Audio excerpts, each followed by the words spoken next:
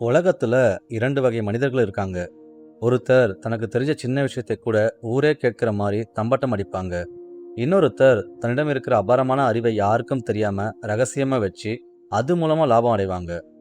இன்னைக்கு நம்ம பார்க்க போற கதை புத்திசாலித்தனம்னா என்ன அப்படிங்கிறதையே மாத்தி சொல்ல போகுது. ஒரு ஊர்ல செல்லையா அப்படின்னு ஒருத்தர் இருந்தாரு. அவர் அந்த ஊர் பெரிய பணக்காரர்கிட்ட கணக்கு பிள்ளையா வேலை பார்த்தாரு. செல்லையா ரொம்ப நேர்மையானவர், அதைவிட ரொம்ப புத்திசாலி. அந்த பணக்காரர் எந்த ஒரு புது தொழிலை ஆரம்பிக்கணும்னாலும் செல்லையா கிட்ட கேட்காம செய்ய மாட்டார்.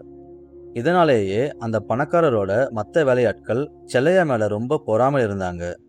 எப்படியாவது இவரை மட்டம் தட்டணும்னு காத்துட்டு இருந்தாங்க. ஒரு நாள் அந்த பணக்காரர் எல்லாரும் முன்னாடியும் பேசிட்டு இருக்கும்போது செல்லையா பார்த்து யதார்த்தமா கேட்கிறாரு. செல்லையா, நீ என்னவோ பெரிய புத்திசாலின்னு இந்த ஊரே சொல்லுது. ஏன், நான் கூட அதை நம்புறேன். ஆனா உன் பையன் மாறனை பார்த்தா எனக்கு அப்படி தெரியலையே.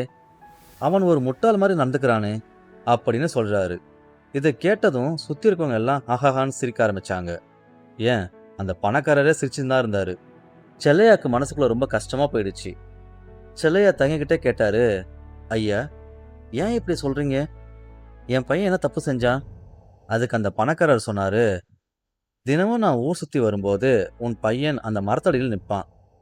நான் வேடிக்கை பார்க்கறதுக்காகவே அவங்கிட்ட ஒரு தங்க நாணயத்தையும் ஒரு வெள்ளி நாணயத்தையும் நீட்டுவேன். மாறா, இதில் எது மதிப்பு அதிகமோ அதை நீயே எடுத்துக்கோன்னு சொல்வேன். உன் பையன் ஒரு நிமிஷம் கூட யோசிக்காம அந்த வெள்ளி நாணயத்தை எடுத்துட்டு ஓடிடுவான். அவனுக்கு தங்கத்தோட மதிப்பு கூட தெரியலையே அப்படின்னு சொல்றாரு. அன்னைக்கு சாயங்காலம் செல்லையா ரொம்ப சோகமா வீட்டுக்கு போனாரு. மாறனை தனியா கூப்பிட்டு உட்கார வச்சாரு. மாறா, உனக்கு தங்கம் பெருசா இல்ல வெள்ளி பெருசான்னு தெரியுமா தெரியாதா அப்படின்னு கேட்டாரு. மாறன் அமைதியா, தெரியுமேப்பா, தங்கத்துக்கு தான் மதிப்பு அதிகம், அதுதான் விலை உயர்ந்ததுன்னு சொன்னான்.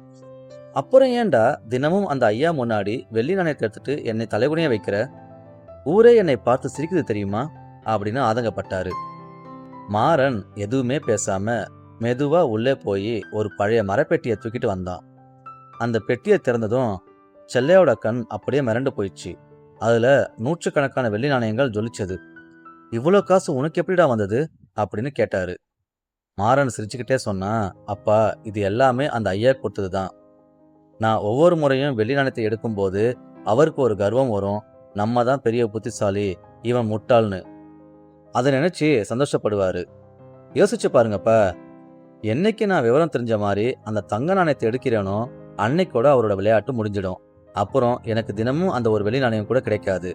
ஒரு தங்க நாணயத்துக்காக தினமும் எனக்கு கிடைக்கிற இந்த வருமானத்தை நான் ஏன் இழக்கணும்? அவர் என்னை முட்டாள் நினைச்சு சந்தோஷப்பட்டுட்டு போகட்டும், ஆனா லாபம் எனக்குத்தானே. இதை கேட்ட செல்லையா அப்படியே திகைச்சு போய் நின்னாரு.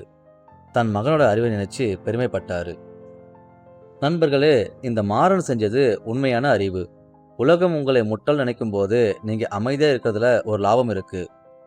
உங்களை மற்றவங்க எப்படி பார்க்குறாங்கிறத விட உங்க இலக்கு என்ன, உங்களுக்கு எது லாபம் அப்படிங்கிறதுல தெளிவா இருங்க. அறிவுங்கிறது மற்றவங்களுக்கு தெரியப்படுத்துவதல்ல, நமக்கானதை அமைதியா சாதிக்கிறது.